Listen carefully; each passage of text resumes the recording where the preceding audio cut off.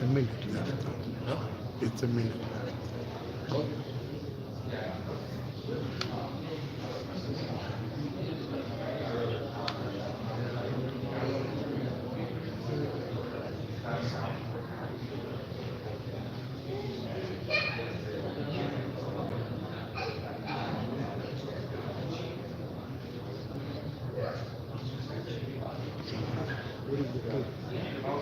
What are they? You're playing the back? What is your take?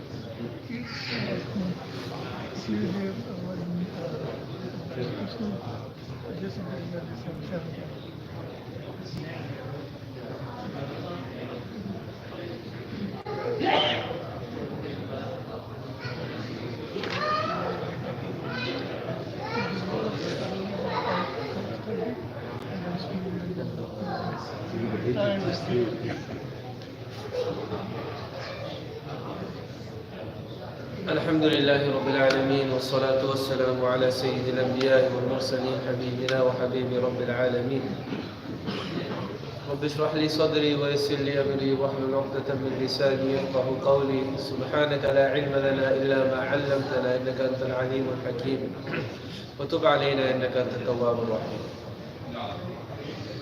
Last week, alhamdulillah, we began speaking about the chapter Babun fil yaqini wa tawakkul, the chapter on yaqeen, certitude, certainty in Allah subhanahu wa ta'ala, wa tawakkul, and reliance on Allah subhanahu wa ta'ala. So we talked more about what is yaqeen, what is tawakkul, what's the difference, and I ended last week by giving you a way. I didn't make it up. This is mentioned by Hazrat Maulana Shaykh Ali Thanvi rahmatullahi alayhi. How to develop tawakkul. An easy way, but it will happen gradually. So who remembers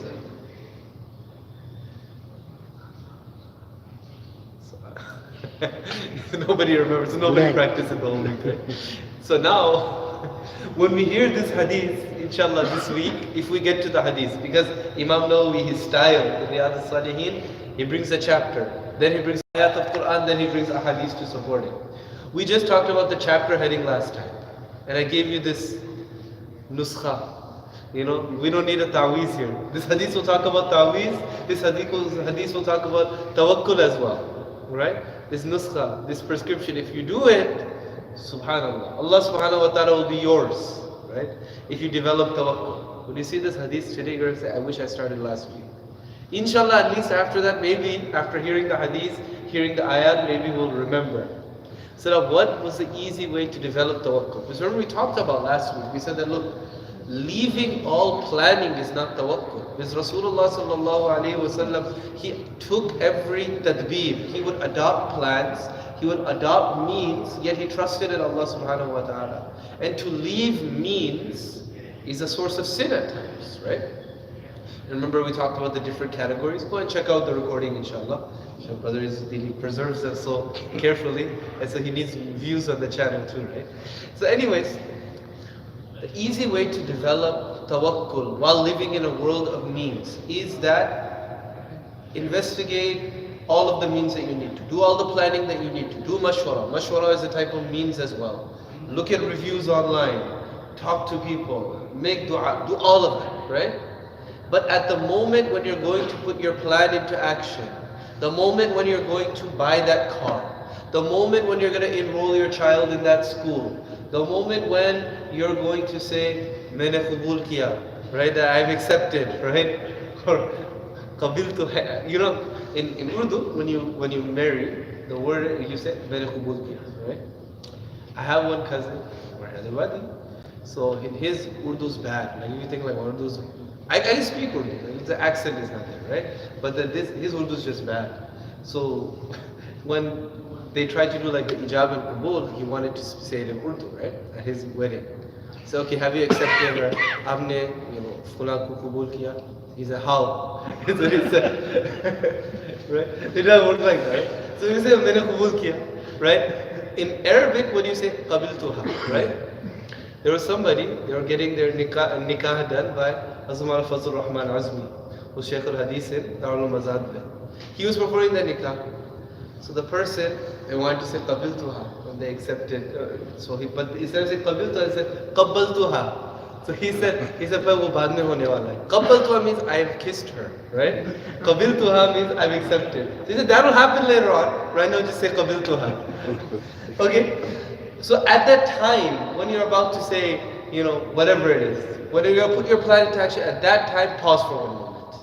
And make dua to Allah in your heart saying that, Ya Allah, I've adopted every means that I can, but you're the only one that puts effect in these means, Ya Allah. Ya Allah, allow this thing to, if it's good for me, for my dunya and akhirah, allow it to be carried out and allow it to show its fruits for me, right? Good start, you can do this in little things, in big things. Remember, the research shows that habits, they form after doing something for 22 days, right?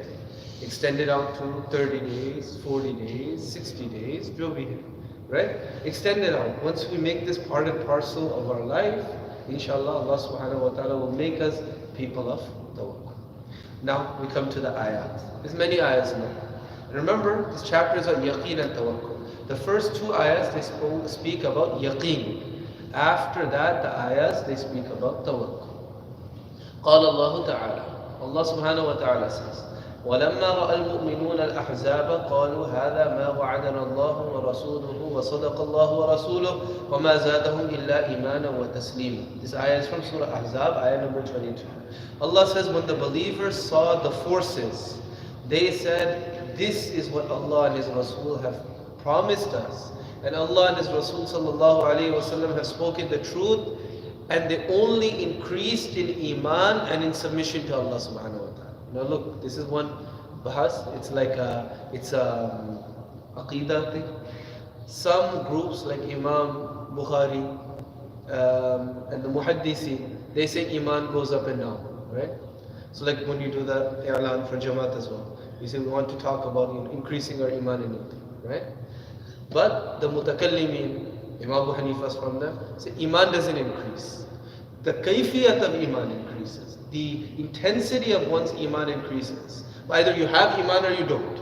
It's like there or it's not there, right? So it can increase or decrease. So whenever it says in the Quran that iman is increasing, it means, one of the meanings is that the person's yaqeen is increasing. Or it can mean that since the Quran was being revealed, more and more things were revealed. Each time a new thing was revealed, yeah, your iman would increase because you believe in more things. But once wahi ended, iman it's not going to change. That's a different thing for a different time. But they increased only in iman and taslim. What is this referring to? This is referring to the battle of Ahzab. The battle of Ahzab, the background, this is the third battle. Ahzab, the other name for it is Zakaria. What's the other name for the battle of Ahzab? Other name, Hassan. What's the other name for battle of Ahzab? Khandaq, that's it. Khandaq means the trench. So what happened is, after the battle of Uhud, a few years after that, the Banu Nadir, they were expelled. They had been expelled before, but they're expelled from Medina, right? So their leader, Huyay ibn Akhtab, who ironically enough, or surprisingly enough, is the father of Safiya radiallahu anha, al-Mu'mineen. He went to the mushrikeen of Makkah along with another Yahudi named Ibn Abi Huqayq. And they went to the mushrikeen of Makkah and they said that you should attack Medina. Let's get forces together, attack Medina, we'll get the Yahud together. And then the mushrikeen said, how are you going to help us? You're from Ahlul Kitab, you probably think that we're bad. They said, no, they said, okay, whose deen is better, our deen or Muhammad's deen? They said, you're closer to the truth.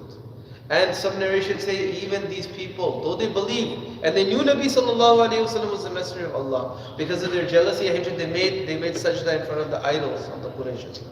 They took 20 of their people and 50 people from the Quraysh, and they went and they grabbed the cloth of the Kaaba, and they said that we're going to make this alliance. Now the Quraysh, they went to a tribe outside of Makkah, or some say the Quraysh, others say Huyay bin Akhtab, they went to another tribe called the Ghatafan. The Ghatafanis, they said to them, they had no problem with the Muslims, but they bribed them. They said, we'll give you, and it was the Yahud, we'll give you all of this produce from Khaybar, all of the dates for like 1 year, we'll give you all of it if you come and fight against the Muslims. Now you have an alliance of 10,000 to 12,000, some narrations say 15,000 coming to attack Medina. And at that time, There's intelligence, there's spies, so the Muslims found out this is happening, but on short notice. So what did they do? They got together and they dug trench, right? And this suggestion was given by Salman Farsi radiallahu anhu. The trench didn't go all the way around Medina. That would be impossible to do it that quickly, right? So it was about 3 miles, okay? And then some say about 15 feet deep and 15 feet wide, which is still a huge accomplishment in like 2 weeks, right? And at this time, the Muslims were going through there. For some reason, there was a food shortage at that time. That's why you see all of those narrations that, like, for example, Rasulullah ﷺ had 2 flat rocks tied to his chest. Or Jabir radiallahu anh inviting Rasulullah ﷺ secretly and saying, bring a few Sahaba and we can eat. For some reason, there was some food shortage, right? Maybe you could say supply chain crisis in Medina. So leading up to this, there was food shortage. It was winter time. It was cold. All of these things were happening. But the Sahaba, they went ahead and they dug this trench. And while digging this trench, there was a time when there was a rock and nobody could break this rock. So they asked Rasulullah ﷺ. So Rasulullah says, give me the axe or pickaxe, whatever they're using, shovel. And he hit it hard one time and a spark came out. And he said, Allahu Akbar. In there, I see the castles of Yemen.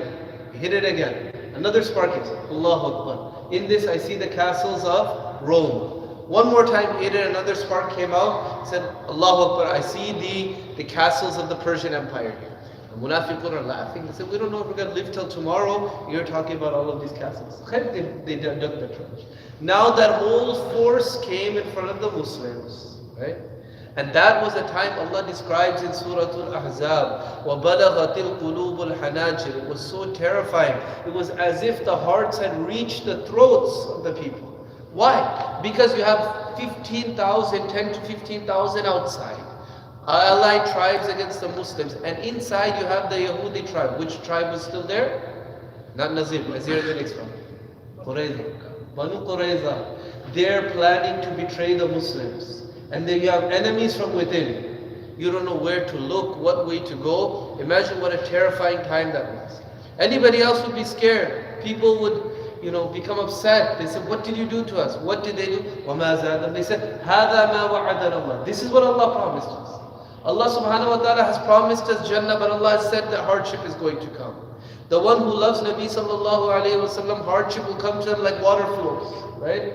The one who wants to go to Jannah, وَلَنَبْلُوَنَّكُمْ بِشَيْءٍ مِّنَ الْخَوْفِ وَالْجُوعِ وَنَقْصٍ مِّنَ الْأَمْوَالِ وَالْأَنفُسِ وَالثَّمَرَاتِ. This was promised to us. But Allah says, كَتَبَ اللَّهُ لَأَغْلِبَنَّ أَنَا وَرُسُلِي. Allah has written that me and my messengers will be successful. So when they saw this, rather than getting discouraged, وَمَا زَادَهُمْ إِلَّا إِيمَانًا وَتَسْلِيمًا. Their iman, their yaqeen, their certitude increased. A calamity came in front of them, but their iman increased. They said, we knew that Allah would give this, Allah promised this would happen, it would happen, He spoke the truth, Nabi sallallahu alayhi wa sallam spoke the truth, and we know that we're going to get through this because we trust in Allah subhanahu wa ta'ala.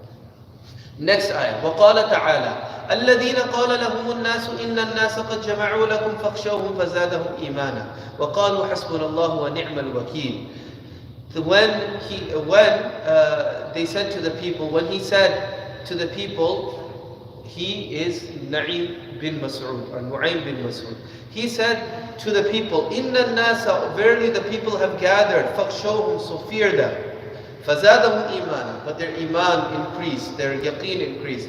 وقالوا, and they said, حسبنا الله ونعم الوكيل. Allah subhanahu wa ta'ala is enough for us, and Allah subhanahu wa ta'ala is the best one that we could give our difficulties to. فانقلبوا بنعمة من الله, and they returned with Allah's blessings, وفضل, and Allah subhanahu wa ta'ala's bounties. لم يمسسهم سوء, no ill touched them, no evil touched them.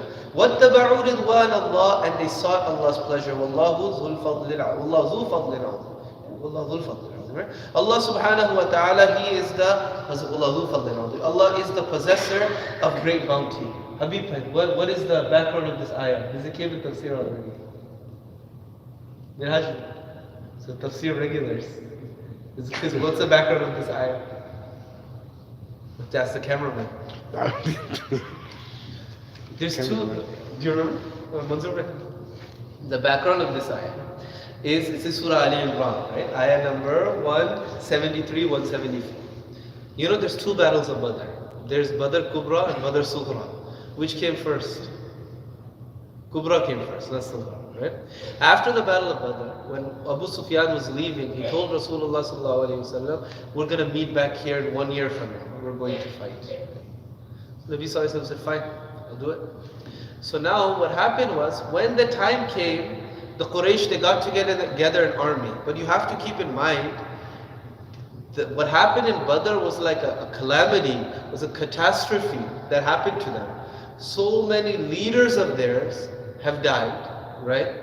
Fine, they got their caravan back, but now all of the, whatever they earned in the caravan, they didn't put back in their economy. Now they had to put it into wartime investment, right, for Uhud, right? So many of their leaders died, their whole city has been turned upside down. So now, he did get an army together, and then they went out a little bit out of Makkah as well.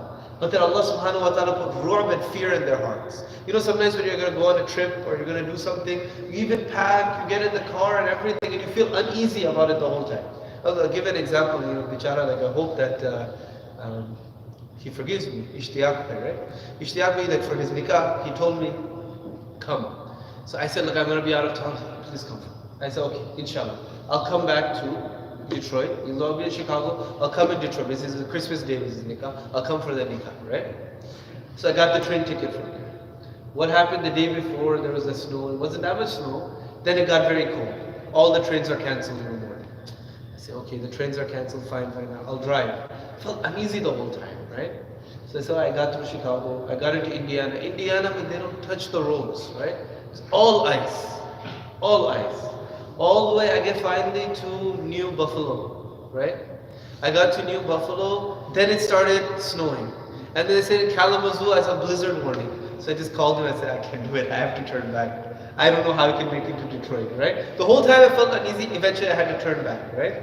My brother did the nikah, so he's my qaib maqam of me, my khalifa, right? So anyways, so that's how it is. Sometimes you set out to do something, but you feel uneasy the whole time. Right? Because of the issue. So they felt uneasy, so they got out and finally they were convinced to go back. They said, we're going to go back, there's too many problems in Makkah, we don't want to go fight, what if we lose again? But they said, we have to save face, it's going to look really bad if we lose, you know, if we don't show up. So what they did was, there's a man named Na'im bin Mas'ud or Nu'aym bin Mas'ud, one of the two. And he was in Makkah, he was from this Ghatafan tribe. He was in Makkah doing business. Abu Sufyan said, I'll give you 10 camels.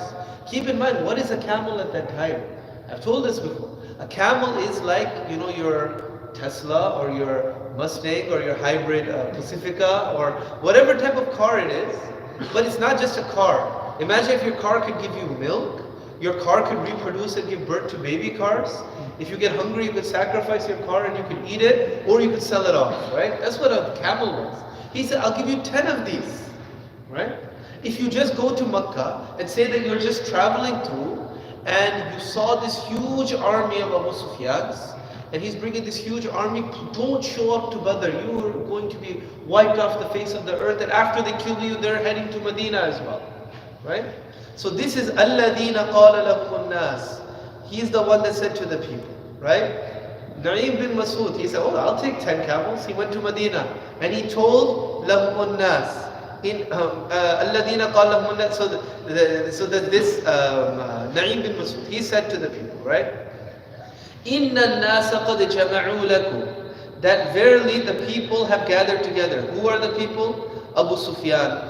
Right? So Nu'aym bin Mas'ud said, Abu Sufyan and his people, they've got, إِنَّ النَّاسَ قَدْ جَمَعُوا لَكُمْ. They've all gathered to come and fight. فَخْشُوهُمْ. Be scared. Take care of yourself. What did the Sahaba say? They say, okay, we'll stay in Medina and be defensive? No. Nabi Sallallahu Alaihi Wasallam said at that time, if nobody were to come with me, I'm going to go alone to Badr again. فَزَادَهُمْ إِيمَانًا. Their iman increased. Their yaqeen increased. وَقَالُوا حَسْبُنَا اللَّهُ وَنِعْمَ الْوَكِيلُ. And they said, حَسْبُنَا اللَّهُ وَنِعْمَ الْوَكِيلُ. Allah is enough for us and Allah is the best one to manage our, I don't like to use the word affairs there, it all sounds weird, but He's the one that can manage all of our dealings, right? وَنِعْمَ الْوَكِيلُ. فَانْقَلَبُوا بِنِعْمَةٍ مِّنَ اللَّهِ. They showed up there. Is Abu Sufyan there? No. Abu Sufyan isn't there. Rather, what did they find? They found that there was a bazaar there. It was like a mela or festival or whatever you want to call it, and they're doing business. The Sahaba are there. They say, okay, let's wait. Maybe Abu Sufyan hasn't come. They're there for 8 days. In that time, you have Abdul Rahman bin Auf radiallahu with you, Usman radiallahu with you. This businessmen say, let's do some business. They made a lot of profit as well, right? So Allah says, فَانْقَلَبُوا بِنِعْمَةٍ مِّنَ اللَّهِ. They returned back with Allah's blessings, وَفَضْلٍ, and Allah subhanahu wa ta'ala's bounty, a lot of profit, right? لَمْ يَمْسَسْهُمْ سُوءٌ. No evil touched them. They weren't hit. They weren't injured. Nothing. وَاتَّبَعُوا رِضْوَانَ اللَّهِ. And the best part of it is they got the reward for going out in jihad because they were pursuing Allah subhanahu wa ta'ala's pleasure. Allah subhanahu wa ta'ala is the possessor of great bounty. Now, we'll go through the next ayahs next week. Maybe we'll get to the hadith next week. But I'll mention one other interesting fact. And the homework is, for everybody, try to institute this act of tawakkul, this way of developing tawakkul. Try to develop it throughout the week, right? Now, the interesting fact is Nu'aym bin Masud. Look at how Allah subhanahu wa ta'ala works. It's amazing. And this is what happens when a person has tawakkul. Nu'aym bin Masud, what tribe did I say he was from? Ghatafan. Ghatafan was part of the Ahzab as well, right? That army that came to attack the Muslims. So Nu'aym bin Masud, because of this incident, him and Abu Sufyan, they're on good terms. Abu Sufyan knows him. And because he came to Medina and he told Rasulullah sallallahu alaihi wasallam about all of this, right? What Rasulullah sallallahu alaihi wasallam, he knows who this man is as well. He knows who he is, right? He knows him. Now, during the battle of Ahzab, Nu'aym said something happened. I was with the army of Ghatafan. Allah subhanahu wa ta'ala threw Islam in my heart, right? And look, that trench is not going to keep every single person out. It's impossible, right? People can come and go, but it's going to prevent a big army from coming. So at night, he snuck into the camp of the Muslims, Nu'aym bin Masud. And he told Nabi sallallahu alayhi wa sallam, Ya Rasulullah, I believe, Ashhadu an la ilaha illallah, Ashhadu Muhammadan Rasulullah. One more thing, he was also good friends with the Yahudi tribes, because he used to do business, he used to drink with them in Jahiliyyah as well. So he was good friends with them as well. So then he said, what can I do? And he said, I could help. So nobody needs to know I'm Muslim. So Rasulullah said, do whatever you need to. So he went, he talked to the Yahudi tribes. He put some doubts in their heart about the Ghatafan and about the Quraysh. Then he went to the Quraysh. He told the Quraysh, like he said, okay, if you want to trust them, say we send some of your children to stay with us. He did all of this, that's for another time. Then he put some doubts in the Quraysh's heart about the Yahud. He didn't say anything to the Ghatafan because the Ghatafan is going to be suspicious, right? And all three of these groups, they began to distrust one another, and then after that Allah subhanahu wa ta'ala, he hit them with a lot of wind and they all fled away. So this Nu'aym bin Masud, this incident that he was involved in, it allowed him to help the Muslims later on, right?